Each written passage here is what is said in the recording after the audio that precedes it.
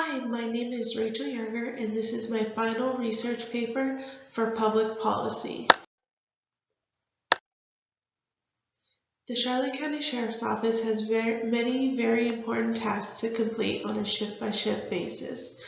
The deputies of the Charlotte County Sheriff's Office are out there to serve and protect the citizens and visitors that are within Charlotte County.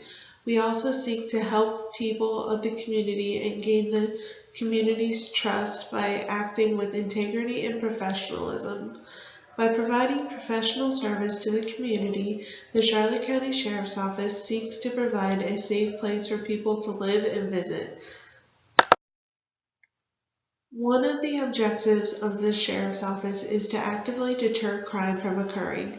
Community policing allows the deputy's presence to be known in the community and ultimately deter people from attempting to or successfully committing crimes. Another objective of the Sheriff's Office is to make arrests on people who have committed the crimes. One benefit is that it makes the county a safer place to live. By making arrests on those who merit it, the Charlotte County Sheriff's Office is upholding its promise to keep the community safe. A third objective is patrolling the streets to make it known to the citizens and visitors of Charlotte County that we are out here and we are watching. Community policing can help the deputies to become more familiar with the area and the people who live in the specific areas. If the deputies are out in the streets, they can respond to crimes and traffic incidents faster as well. As successful as the Charlotte County Sheriff's Office has been in maintaining a safe community and keeping crime rates low, there is always room for improvement.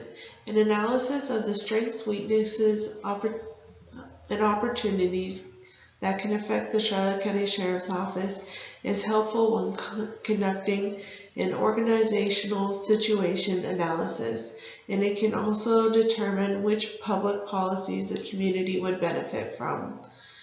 Professionalism is one of the strengths that the Sheriff's Office takes pride in. Another great strength that the deputies display is the ability to adapt to the ever-changing workplace and environment. A weakness that the Sheriff's Office experiences is the shortage of officers. Another weakness is that someone would say about law enforcement agencies is that they do not pay the officers well enough.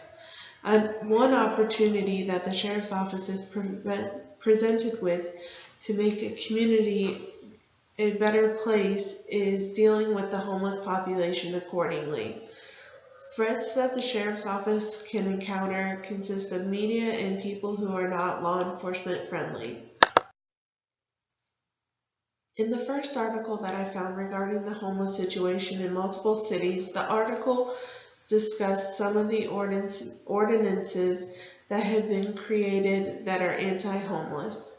These anti-homeless policies allegedly are the reason that homeless people cannot maintain a certain quality of life. Many people have argued that anti-homeless ordinances violate the Eighth Amendment, but there is much research that will support the creation of these policies dealing with the homeless.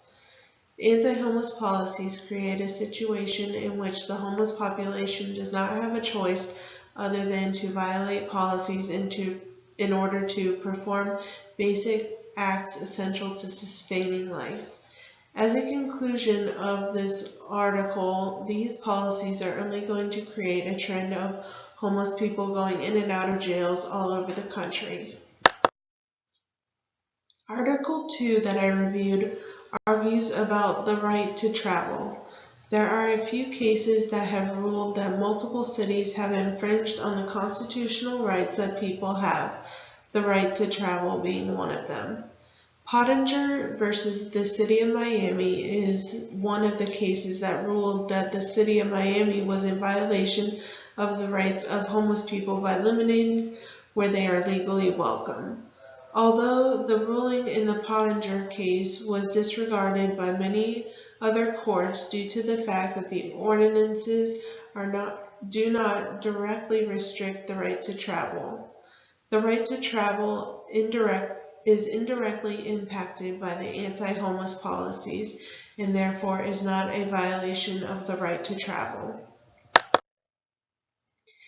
In the third article that I found regarding homelessness and policies affecting the homeless, the different policies that are in place in cities such as Miami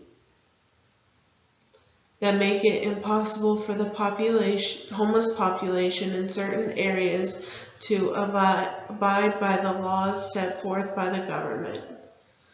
There are multiple different types of policies that have been passed in an effort to crack down on the homeless population, such as anti-camping, anti-panhandling, and sleeping policies.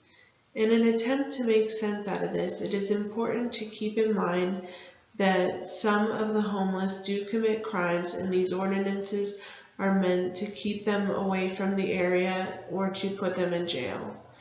This article argues that because it is nearly impossible for the homeless to obey all the laws that govern them, then they are to be objected. In order for the Charlotte County government to be able to implement a public policy that begins to address the homeless population within the county, a plan needs to be developed. It is important that the deputies make themselves known to the community to let the homeless people know that law enforcement officers are actively watching out for them to make sure they are abiding by laws. It is important that the deputies patrol the area that are susceptible to homeless people making camps. If and when homeless people are found within the community, it is important to handle the situation accordingly. Homeless people need to be treated with respect just as much as other residents of the county do. As law enforcement officers know all too well, it is important to remain professional, firm, fair, and consistent with the community. Another action that deputies need to take when they find homeless people camping within the community is they need to make an effort to find these people a place to go. This could be as simple as making a phone call to the local shelters to find out if they have any vacancies for the night.